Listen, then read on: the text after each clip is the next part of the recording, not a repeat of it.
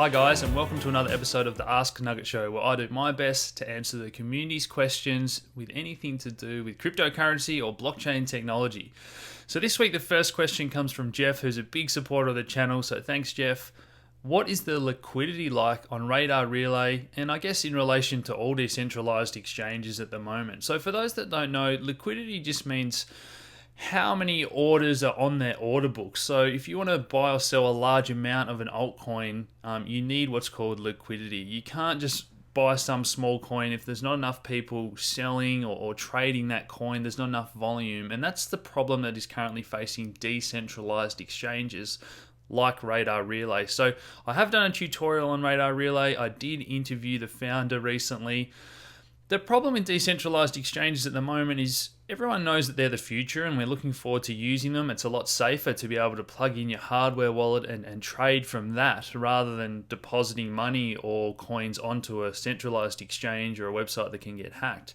But at the moment, not enough people are doing that, and not enough people have got orders sitting there. So there's not enough volume or liquidity. So yes, we need more people to become familiar with those. We need the crypto space to grow, and then liquidity will improve. So at the moment, it's okay if you want to buy small amounts of certain altcoins, but there's certainly no depth there compared to Binance, for example. The next question comes from Tom on Twitter.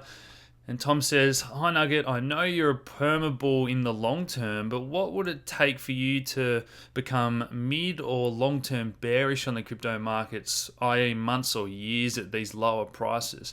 What would it take for you to go back to your old job as a pharmacist?" Fantastic question, and yes, I am a permabull in the long term because of how excited I am about the crypto space, and my stance hasn't changed since I first read about Bitcoin in 2012. I'm bullish on this technology because I believe it's going to continue to be adopted and grow. So a lot of people that call this a bubble, tulips and that sort of thing, look, they come and go, but new technology, the internet wasn't a bubble, or, Facebook, the microwave, the radio, these things become part of our everyday lives to some extent, and they're here to stay. Now, yes, it can ebb and flow. The technology and the price can get ahead of itself in the short term, but I believe that this is going to be adopted long term. So for me, the fundamentals have never changed, and that's why I'm still bullish. If there'd been a bug in the Bitcoin code, or if something, better had come along and everyone's already using it, then yeah, you've got to swallow your pride and admit that you were wrong, that Bitcoin isn't going to do what you thought it was going to do, and maybe it does go to zero, but none of that's happened. All that we're seeing lately is positive news. Wall Street building the infrastructure to come on board. That's just one aspect of it, as I've covered in a number of videos. We're seeing Bitcoin being used and changing people's lives due to the monetary policy and government decisions in certain countries. So the financial system is far from perfect. Only yesterday I tweeted about how I was trying to move money from my US trading account to Australia. It's going to cost hundreds of dollars and take 2 weeks to move money. With Bitcoin, it's a scanning of a QR code, and it takes a few cents to move that money instantly across the world. So that's how far behind the financial system is. That's how far in front Bitcoin is, even without its current scaling solutions that we know the developers are working really hard on. So the fundamentals haven't changed. That would be the only scenario where I'd change my opinion. Next question here comes from Brandon on YouTube. Can altcoins go to zero? Fantastic question. So you often hear me say that 99.9% of altcoins are going to go to zero. A lot of these ICOs and altcoins, yes, they might even have good ideas and good teams, but that still doesn't mean they're going to succeed, let alone all the scams, money grabs, all that sort of thing. So the fact is, the vast majority of these are going to go to zero. The hard part, and why we do fundamental analysis on coins, is trying to figure out which ones are going to succeed. So there's thousands of projects out there. Chances are there's a good few dozen that are going to succeed and become part of our everyday lives in some way, shape or form, and the best dozen of those are probably going to perform extremely well as investments. So that's the challenge, picking the winners. That's why we do what we do. That's why we love the community, helping to do research. Altcoins can go to zero, but the good projects that actually have a use case already. So one that I always talk about is Horizon State. as soon as they are holding elections and people are using that token, the HST token, it's required to be bought for each election. That means that there's constantly buying pressure. So Funfair, the casino, if people are playing on that gaming website, they have to buy Funfair tokens. So any project where the utility is directly correlated to its use case of that platform. And that means that if people use the platform, there's going to be buying pressure on the token and it can't go to zero if people are using it.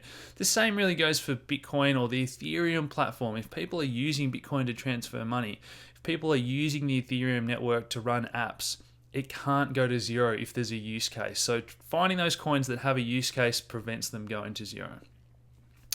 Next question here comes from Jerome on YouTube, and it says, what effect do you think the next financial crisis will have on the crypto market? And with all these on-ramps and progression in legislation, will investors recognize crypto as a different asset class they can hedge into? Or do you feel that people are still not comfortable with investing in crypto? So fantastic question, and that's the big question. The GFC, the global financial crisis, everything sold off hard. And again, talking about liquidity, if you're a trader, a hedge fund investor, and everything's crashing, sometimes they have to sell everything just to get all those positions. A lot of the time they're trading on margin, so they need to just get money and capital back into their account, sell everything, and just go to safety of just being sitting in dollars. So that's the big question. Is Bitcoin going to sell off? Even gold sold off initially in the GFC before having a monster rally as it became the flight to safety.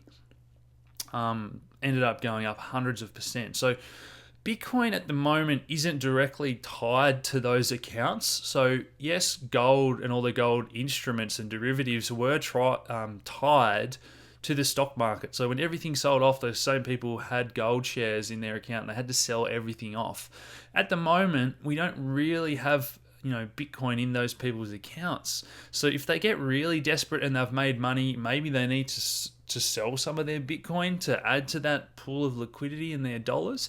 But at the moment, it's not really part of that highly correlated world where you press sell on all your stocks, options, derivatives, and it's all in your trading account. Bitcoin doesn't really fit into that category yet. So that's the really interesting thing.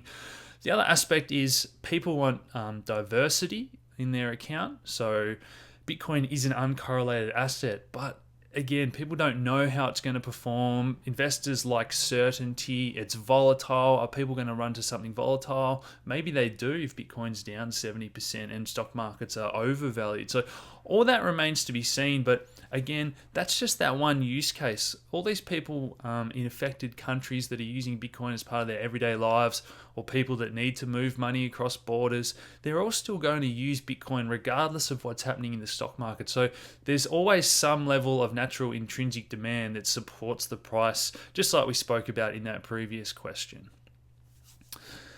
Next up, we've got Sam from Facebook who says, did you read the white paper I sent you? Now, this is one we get a lot, and he followed up a week or so later with, hey, I sent you the pitch deck. Have you had time to read that yet? And then he followed up again a week later, looking forward to hearing your thoughts.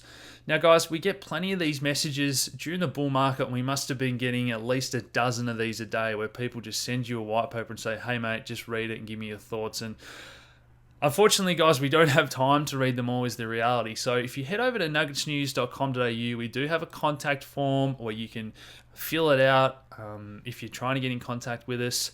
We obviously always prioritize people that have written summaries for us. So why do you like the coin? What stage is the project at? What problem are they solving? Fill out all those questionnaires in our form. We've got a team that goes over all those inquiries and presents the best ones to myself. So that's the best way to get projects under our nose, guys. But unfortunately, yeah, the people that are just sending us things saying, let us know your thoughts, we just don't quite have time to do all that as well, guys. So fantastic questions again this week. I hope you've enjoyed the Ask Nugget show. Thanks for tuning in, guys. Hit that like button, subscribe if you haven't already, share these videos around, and as always, thanks for tuning in. Cheers.